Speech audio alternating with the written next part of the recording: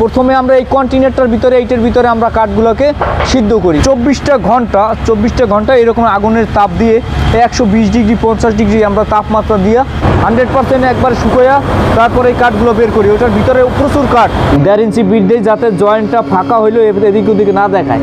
তো আসলে এইভাবে জয়েন্ট দিলে আর এইটা ফাঁকাও হয় না। আসসালামু আলাইকুম, মিডডোরের পক্ষ থেকে আমি মোহাম্মদ মীর হামিম কারখানা থেকে সরাসরি আপনাদেরকে কাছে ভিডিও নিয়ে আসলাম। তো আসলে মূলত আপনারা পাল্লা দেখেন, চৌকাঠ দেখেন, কিন্তু কিভাবে তৈরি করে, কিভাবে আসলে প্রসেসিং করে এগুলো অনেকেই দেখতে চান। আসলে এইভাবে এই জন্য আমি এই ভিডিওটা দিয়ে রেখেছি। আপনারা এই যে দেখেন, এই এখানে মেহগনি পাল্লা তৈরি করতেছে 100% সারি কাঠের দ্বারা তৈরি, সিজনিং কেমিক্যাল ট্রিটমেন্ট করা পাল্লা। দেখেন একবারে সম্পূর্ণ তৈরি করতেছে। এখন পর্যন্ত এটা সম্পূর্ণ হয় নাই, এখন পর্যন্ত ঘষা মাজা হয় নাই, শুধু এখনও পাল্লা তৈরি করতেছে।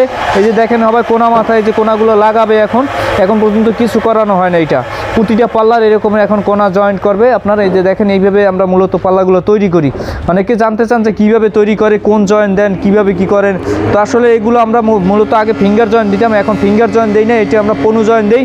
আপনি একটু জয়েন্টটার ভিতরে দেখেন, অনেকে জয়েন্টটা দেখতে চায়। এই যে দেখেন এই জয়েন্টের ভিতরে আমরা কিন্তু এইরকম বিট দিয়ে থাকি 1.5 ইঞ্চি বিট দিই যাতে জয়েন্টটা ফাঁকা হইলেও এদিক ওদিকে না দেখায়। তো আসলে এইভাবে জয়েন্ট দিলে আর এইটা ফাঁকাও হয় না, আমরা এভাবেই তৈরি করি। কারণ ফিঙ্গার দিলে থাকে না, ফিঙ্গার দিলে কাঠ সাইডে দেয়, ফাঁকা হয়ে যায়। এই জন্য আমরা এখন বর্তমানে এইরকম বিট ভিতরে ঢুকাইয়া তারপর এগুলো জয়েন্ট দিয়ে থাকি। তো আসলে এইভাবে আমরা পাল্লা তৈরি করি। আপনাদের নিশ্চিন্তে আমরা আপনাদের কাছে মাল দিতে পারবো, আপনারা মাল নিতে পারবেন। কারণ একটা মাল যদি সুন্দর বানাই অবশ্যই আপনারা মাল নিতে পারবেন, যেভাবে চাইবেন ওইভাবেই দিতে পারবো। এর ক্ষেত্রে আপনারা অনেকে চান খিল জয়েন্ট, তো চাইলে আমরা এখানে 4টে করে খিলও দিতে পারবো, কোনো অসুবিধা হবে না। মূলত এইভাবেই আমরা পাল্লা তৈরি করি। দূর দূরান্ত থেকে অর্ডার দিলে আমরা আপনাদের কাছে সুন্দর মতো দিতে পারবো। কারণ আমরা মূলত কাঠগুলো সম্পূর্ণ সিজনিং করি, 100% সিজনিং করি। আসলে এইগুলো পাল্লাগুলো তৈরি করি। আর সিজনিংটা অবশ্য আপনারা দেখতে চান, আমি একটু দেখাই সিজনিংটা কীভাবে আমরা করি। আসলে কাঠ সিজন বয়েল করলে কীভাবে হয় সেটা আমি আপনাদেরকে একটু দেখাই, কারণ সবাই জানতে চান আসলে সিজনিংটা কীভাবে হয়। এই যে দেখেন, এই যে বর্তমানে এখন কাঠগুলো সিজনিং করতে আসি, এই যে একটু কাছে নিয়ে দেখেন যে আমরা মূলত এরকমের 24টা ঘন্টা এরকম আগুনের তাপ দিয়ে 120 ডিগ্রি 50 ডিগ্রি আমরা তাপমাত্রা দিয়ে এই যে আগুনটা কিন্তু ওইটার ভিতরে চলে যায়। আগুনের তাপটা 120 ডিগ্রি তাপমাত্রা দিয়ে এই কাঠগুলোর একেবারে শুকোই ফেলায়। শুকোইলে হয় কি একেবারে হালকা হয়ে যায়, হালকা হইলে আর বাঁকা হয় না। প্রথমে আমরা এই কন্টেনারটার ভিতরে এইটার ভিতরে আমরা কাঠগুলোকে সিদ্ধ করি, সিদ্ধ করার পরে তারপর আমরা এইটার ভিতরে শুকাই। তো এইটার কোন জায়গায় শুকানো হয়, কিভাবে হয় সেটাও আমি আপনাদেরকে একটু দেখাবো।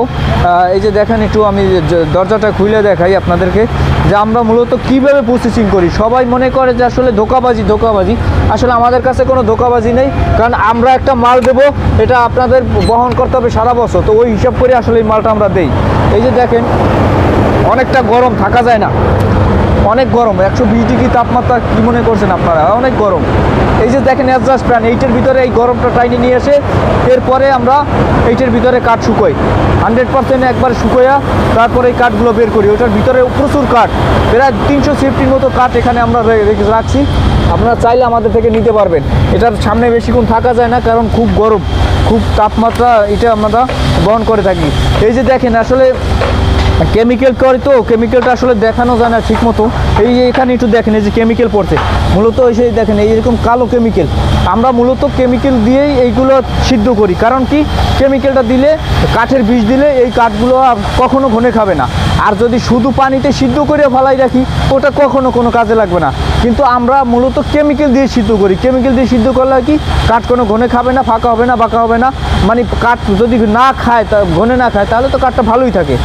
আর এই সিজনিংটা করি যাতে বাঁকা না হয়। কাঠ যদি শুকনো হয়, যেমন একটা কাঠ সাধারণত মানুষ জাগানোটা অসম্ভব। এই যে দেখেন আমি এই কাঠগুলো দেখা যায় আমি এক হাত দিয়ে 3টে কাঠ 4টে কাঠই আমি জাগাই ফেলাইতে পারি। এই যে দেখেন, কাঠ যদি শুকনো না হয় তো এক হাত দিয়ে এভাবে জাগানো যাইতো না। এইভাবে আসলে করা যায়, কিন্তু কাঁচা কাঠ জাগানো যায় না। আমরা ফার্স্টে কিন্তু এইভাবে কাঁচা কাঠ নিয়ে এসেছি, দেখেন একেবারে সরাসরি কাঁচা এগুলো কোনো ট্রিটমেন্ট করা না। এই কাঁচা কাঠ নিয়ে আসার পরই কিন্তু আসলে এখানে সিদ্ধ করি। কাঁচা কাঠটা নিয়ে আসার পরে এটির ভিতরে সিদ্ধ করি, তারপর আমরা সিজনিং করি।